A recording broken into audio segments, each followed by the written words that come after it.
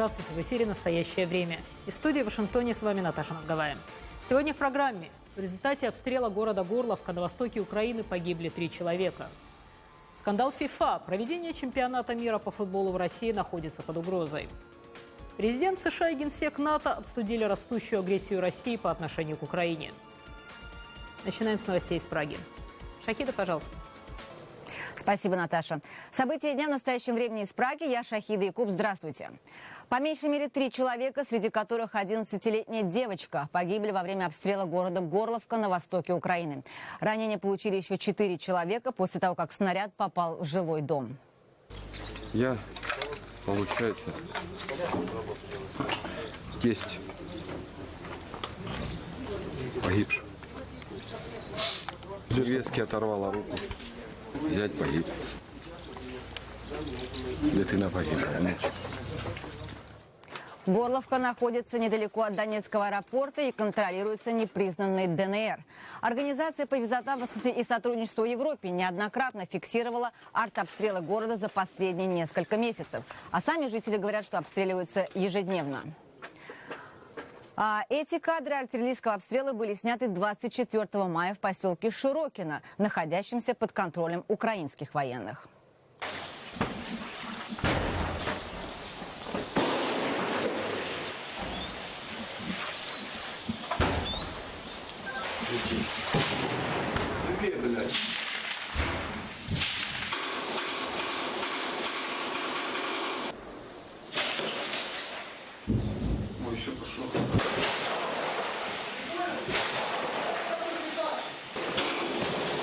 Около здания Кабинета министров прошли сразу 3 митинга.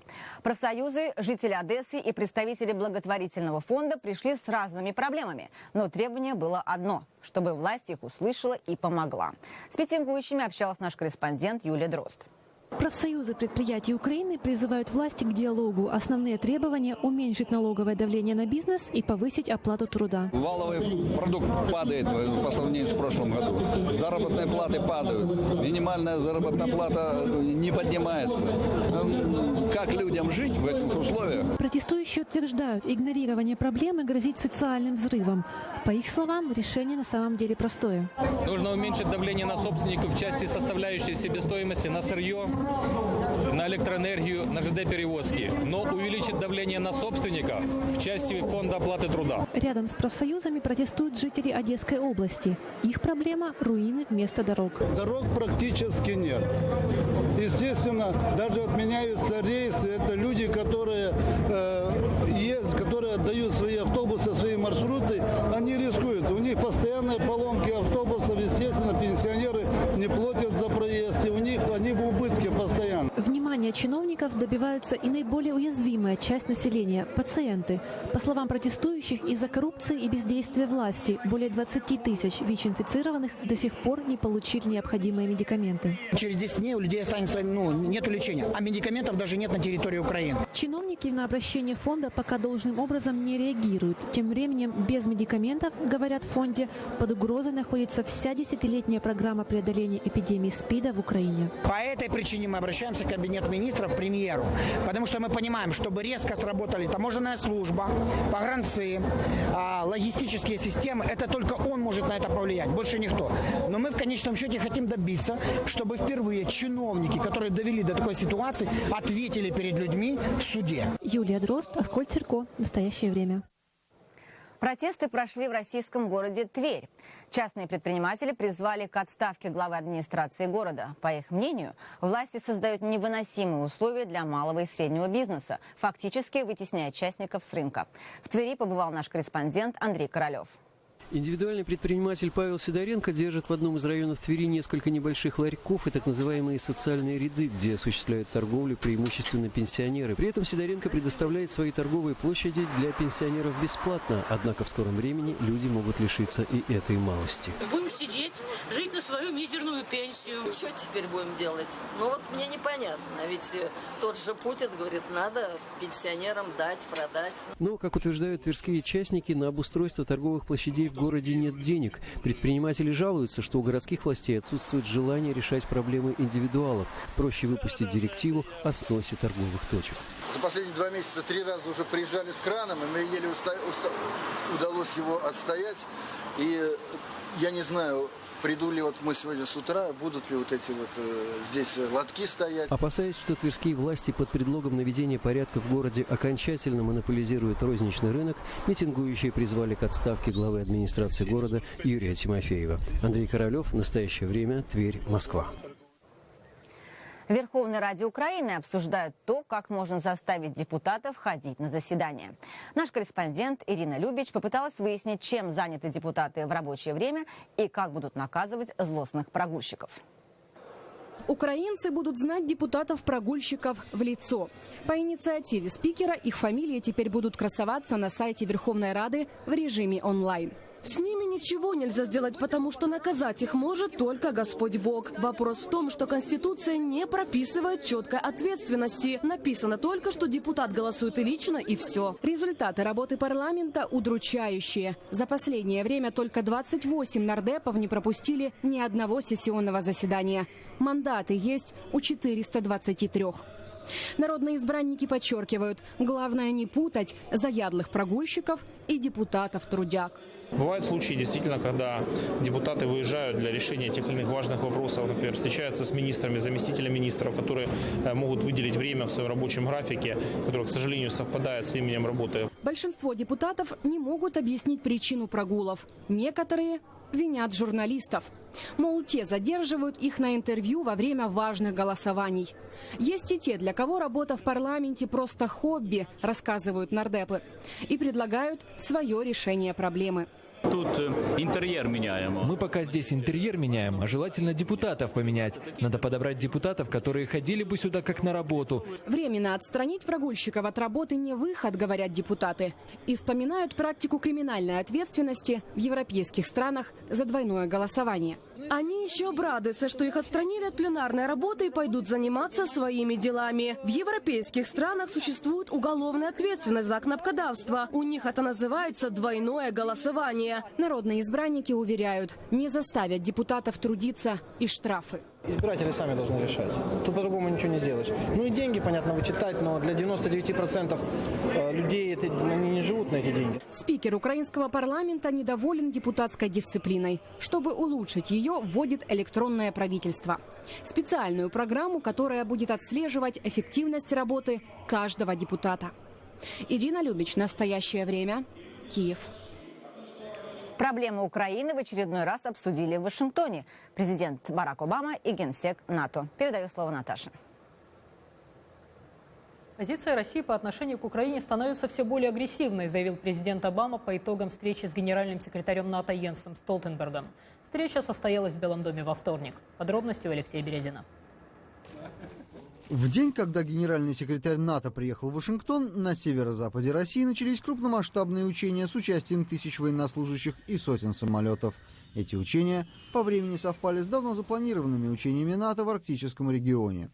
Обама и Столтенберг обсудили ситуацию в Украине и политику по отношению к России, в том числе шаги, предпринятые НАТО для обеспечения безопасности членов Альянса, в особенности государств Восточной Европы.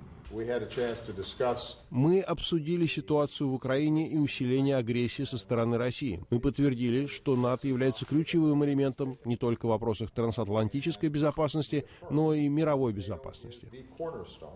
Стороны вновь заявили о поддержке суверенитета Украины и призвали к выполнению Минских соглашений.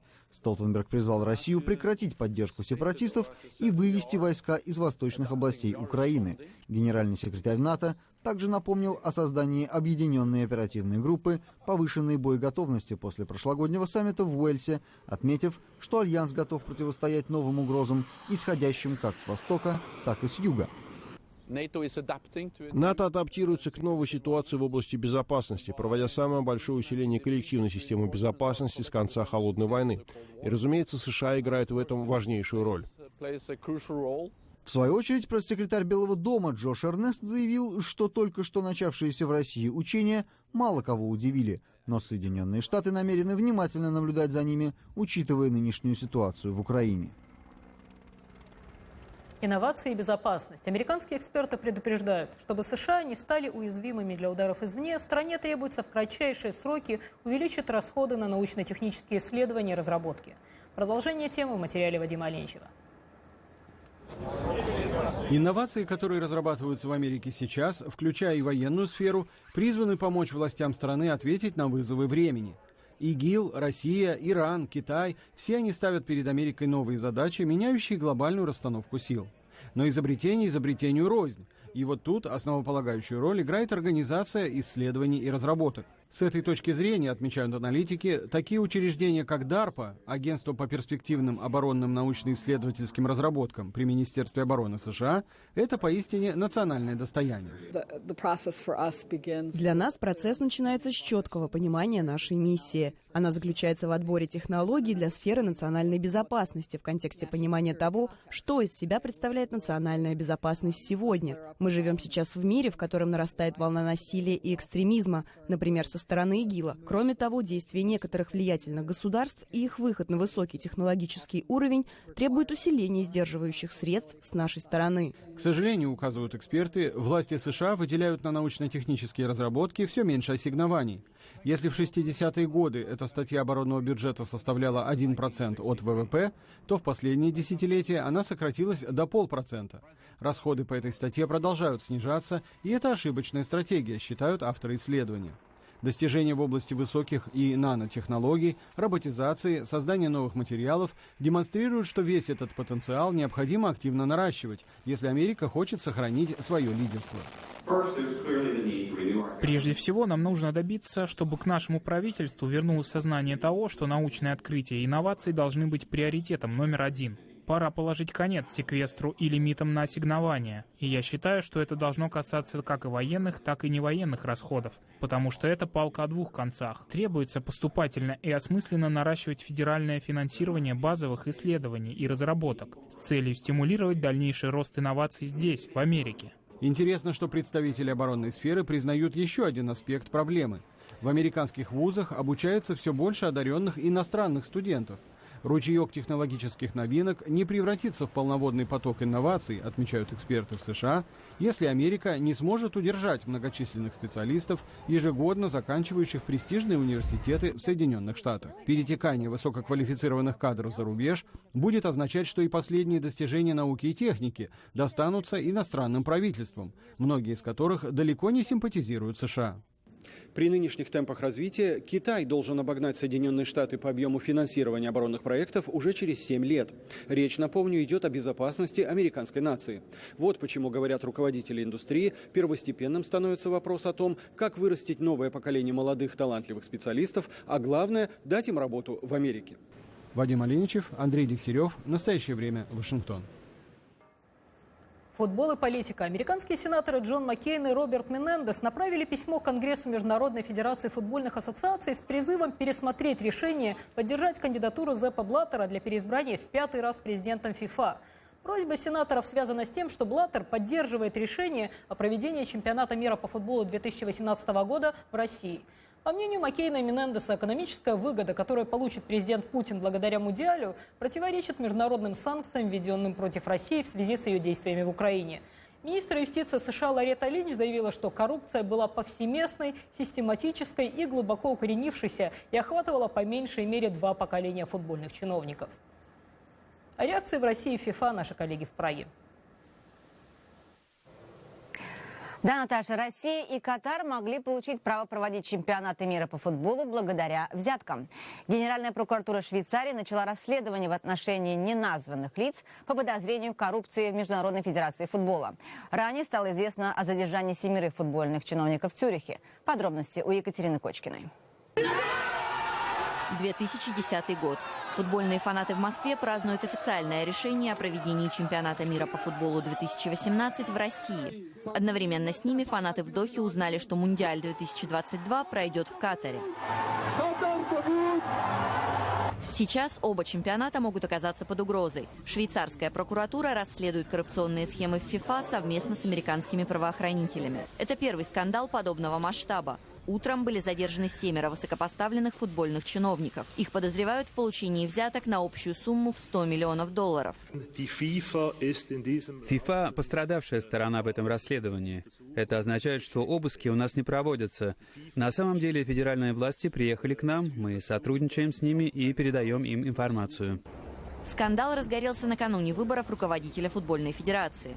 Первые лица ФИФА приехали в Цюрих на голосование, где и были арестованы по запросу американских властей. Некоторые эксперты связывают расследование с общим недовольством действующим руководителем федерации Зеппом Блаттером. В его правлении произошли не самые лучшие изменения, не в пользу развития футбола. Несмотря на то, что в официальном заявлении ФИФА пока подчеркивается, что турниры в России и Катаре пройдут по плану, эксперты полагают, что если в ходе расследования данные о взятках подтвердятся, право проводить чемпионат может быть отозвано. Кандидатов для его проведения сколько угодно, практически любая развитая европейская страна имеет в своем распоряжении широко надежную инфраструктуру. Министр спорта России Виталий Мутко заявил, что пока не видит связи между задержаниями и выборами мест проведения чемпионатов мира.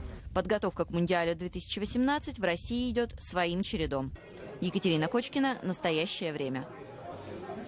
Новый коррупционный скандал в Азербайджане. $600 миллионов, именно столько, по данным Центра по исследованию коррупции и организованной преступности, недоплатили в бюджет страны компании, контролируемой семьей президента Азербайджана Ильхама Алиева. Владея несколькими офшорными компаниями, семья президента имела возможность не платить в бюджет налоги с прибыли от деятельности Азерсела, крупнейшего в стране телекоммуникационной компании. Это расследование было инициировано главным акционером Азерсела, финско-шведским концерном Телесонера. Об этом в интервью нашей программе рассказала сотрудница Центра по исследованию коррупции и организованной преступности Миранда Патрусич. Мы столкнулись с похожими ситуациями в Узбекистане и Казахстане. Когда компания только зашла на азербайджанский рынок, других операторов сотовой связи не было. 10 миллионов людей, низкий уровень покрытия. Рынок с таким количеством потенциальных клиентов был настолько привлекательным для международных компаний, что они были готовы пойти на сделку с коррумпированным режимом. Доклад был подготовлен на основе материалов азербайджанской журналистки Хадиджи Исмайловой. Сегодня у нее день рождения. Она справляет его в бакинской тюрьме Курахане. Напомню, Хадиджа была арестована больше года назад. Прокуратура обвиняет ее в незаконном предпринимательстве и превышении полномочий. Правозащитники считают, что арестовали Исмайлову как раз за ее журналистские расследования, связанные с бизнесом семьи президента Азербайджана Ильхама Алиева. Время передавать слово Вашингтону. Наташа, эфир ваш. По меньшей мере 18 человек погибли в результате наводнения, вызванного ливневыми дождями, обрушившимися в последние дни на Техас и Оклахому. 13 человек считаются пропавшими без вести. Хьюстоне, четвертом по численности населения городе США, из-за ливня улицы превратились в реки. Более 1000 человек обратились с просьбой о помощи. Рекордные наводнения разрушили сотни домов, снесли мосты. Вода затопила более 1000 автомобилей, и жители пересели на велосипеды и каяки или встали на доски для серфинга, чтобы передвигаться по залитым водой улицам. Президент Обама заверил губернатора Техаса Грега Эббота, что тот может рассчитывать на помощь федерального правительства в ликвидации последствий бедствия. Дожди ушли на восток, в сторону Луизианы и Миссисипи, но пострадавшим штатам придется устранять последствия наводнения долгие месяцы. Иммиграционная политика – один из самых острых вопросов США, вызывающих ожесточенные дискуссии. Президент Обама попытался решить его посредством реформы, которая останавливает депортацию около 5 миллионов нелегальных иммигрантов.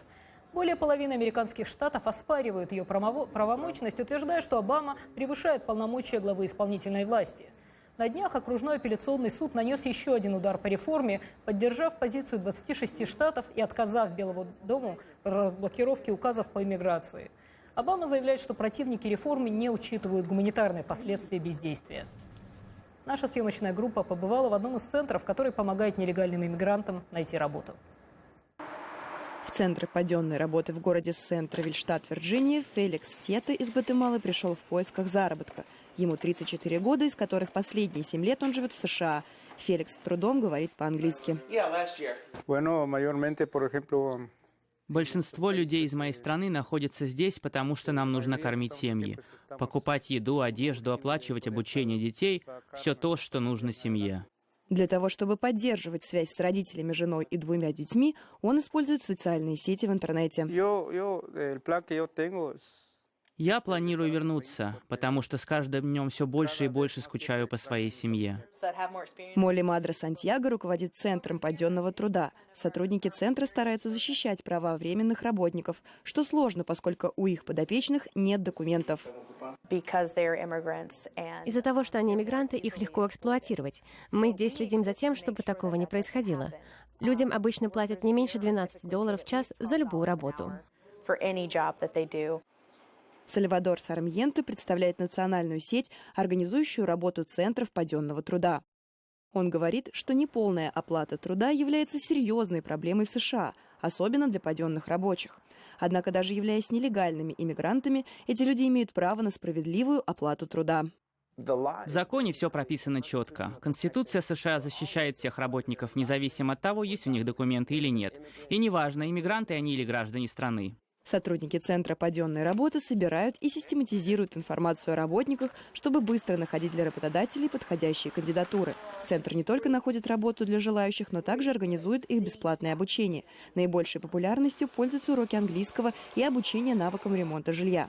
Сегодня Феликса и его друга нанял Остин Акаселла, которому нужно убрать листья во дворе. Я благодарю Бога за возможность жить в этой стране. Хотя многое приходится пережить, когда сюда приезжаешь. Я благодарен за то, что у нас здесь все хорошо. Я очень благодарен людям, открывшим этот центр, который для нас так важен. У Феликса есть мечта. Он говорит, что однажды накопит достаточно денег и вернется домой, к своей семье. И о сильных женщинах. 5-й год подряд канцлер Германии Ангела Меркель возглавляет список 100 самых влиятельных женщин мира по версии журнала Forbes. Влияние измеряют по нескольким параметрам: состояние, присутствие в СМИ и воздействие на отрасль. На 2-м месте бывший госсекретарь США и кандидат в президенты Хиллари Клинтон. На 3-м месте Мелинда Гейтс, глава крупнейшего в мире благотворительного фонда, названного именем ее и мужа Билла Гейтса. Замыкает первую десятку супруга президента США Мишель Обама. И снова передаем слово Праге. Новости культуры из Тбилиси. Спасибо, Наташа. В эти дни в Тбилиси проходит выставка, посвященная Сергею Параджанову. Этот художник, сценарист, режиссер вобрал в себя культуру Армении, Грузии и Украины. И поэтому неудивительно, что выставка в Тбилиси организована совместно украинскими и грузинскими галеристами. Материал Зураба Двали. Армянин, родившийся в Грузии и сидевший в русской тюрьме за украинский национализм, так шутили друзья о Параджанове. Среди близких ему людей и тбилисский фотограф Юрий Мечетов. Все самые известные фотографии мастера из его личной коллекции. Очень хорошая выставка. Даже дети могут здесь развлечься. На самом деле ведь и Серго был большим ребенком. Он остается моим другом и теперь. Дня не проходит, чтобы я его не вспомнил. Так что эта выставка действительно большой подарок для нашего города. На фото Параджанов с Владимиром Высоцким, Марчелло Мастроянни, Феллини, Тарковским. Все они были друзьями и поклонниками неповторимого стиля абсолютно несоветского режиссера. В историческом здании Тифлисского торгового дома «Карвасла» киевлянки Виктория Данилян и Татьяна Цвелодуб совместно с грузинскими почитателями творчества Параджанова предложили окунуться в неповторимый, сказочно пестрый мир человека, вызывавшего восхищение коллег и раздражение власть имущих. 3 страны, 3 эпохи творчества маэстро собраны воедино в выставочном зале. Мы решили сделать выставку, посвященную его творчеству и жизни именно Тбилиси, Грузии, его тбилисский дух воссоздать. Картины, снятые в Грузии, Аши-Кериб или легенда о Сурамской крепости, Цвет граната, снятый в Армении, или Тени забытых предков в Украине, как россыпи драгоценных камней на пестром восточном ковре. Непредсказуемый и эпатажный, с искрометной фантазией и склонностью различного рода мистификациям, Сергей Параджанов давно является частью мировой культуры. Всегда стремившийся быть надземным и обычным, и на этой скульптуре в самом центре старого Тбилиси он как будто парит над улочками родного города. Зураб Двали, Гога Чкони и Давид Симонишвили специально для программы «Настоящее время». Из волшебного мира Сергея Параджанова мы переносимся в музей детских игрушек штата Мэриленд. Наташа.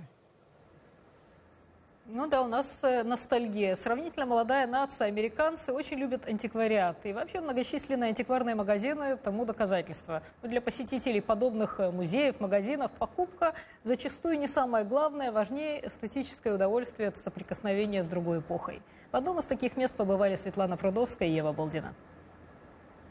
Этот магазин, расположенный в маленьком уютном городе Берлин в штате Мэриленд, можно с легкостью назвать музеем. Возраст многих экспонатов более столетий, и они пережили своих владельцев. Собранные здесь игрушки – это материализованная история страны. Всем, кто сюда приходит, разрешается брать экспонаты в руки и даже играть ими. Меня дома называют большим ребенком, потому что я часто прихожу сюда полюбоваться машинками моего детства. А этот корабль, посмотрите на него, какой он красивый. Его раньше здесь не было. Дебора и Ричард Ситон открыли этот магазин 2 года назад. Они большие любители старины, и охота за сокровищем доставляет им огромное удовольствие. Я часто слышу, как люди, которые приходят сюда, говорят: «Вау, мы искали это 10 лет, мы думали, этого уже нигде не найти». Откуда берутся все эти экспонаты, что тесно стоят на полках, прячутся за стеклянными дверцами шкафов, выставлены на полу и парят под потолком? Чаще всего нам приносят их такие же ценители, как и мы. Мы покупаем или обмениваемся с ними. Мой муж, прямо как в реалити-шоу American Pickers, каждый выходной путешествует по штатам в поисках старых домов и гаражей, набитых всякой всячиной. Мы просто обожаем это. Сюда заглядывают случайные туристы и постоянные клиенты, которые часто приезжают издалека. Что интересно, намного чаще к нам приходят мужчины, чем женщины. Я заметила, что женщины не хотят видеть старые игрушки и не хотят вспоминать детство. Они приходят сюда для того, чтобы купить что-то, что порадует мужа, отца, брата или сына. Мужчины намного чаще хотят окунуться в эмоции детства. Однако коллекция кукол здесь замечательна. Есть даже кукла-дедушка. Играть в эти игрушки – дорогое удовольствие, но, несмотря на это, родители часто приходят сюда с детьми, чтобы выбрать подарок или просто показать, в какие игрушки они играли в детстве. Среди наших покупателей много любящих дедушек, которые коллекционируют наборы для железных дорог и паровозы, и это просто замечательно, видят, как они строят их с внуками. Это то, что внуки запомнят на всю жизнь. Многие коллекционеры приезжают сюда за очередным драгоценным солдатиком, за изящным фонарем или вагоном, которого так не хватает в коллекции. Вы не представляете, как часто я вижу счастливых людей, которые мне говорят с улыбкой, что наконец нашли те вещи, которые напомнили им о счастливых моментах детства и юности. Я особенно рада таким покупателям. Как говорят мудрецы, дни рождаются из часов, настоящее приходит из прошлого и начинает будущее. На этом наша программа подошла к концу, но мы можем продолжить дискуссию на нашем сайте и в социальных сетях. Спасибо, что были с нами. До встречи. До встречи в эфире, Шахида. Спасибо, Наташа. Мы благодарим коллег в Вашингтоне, всех наших зрителей. Смотрите «Настоящее время» в эфире национальных телеканалов. Я Шахида Якуб. Всего доброго. До свидания.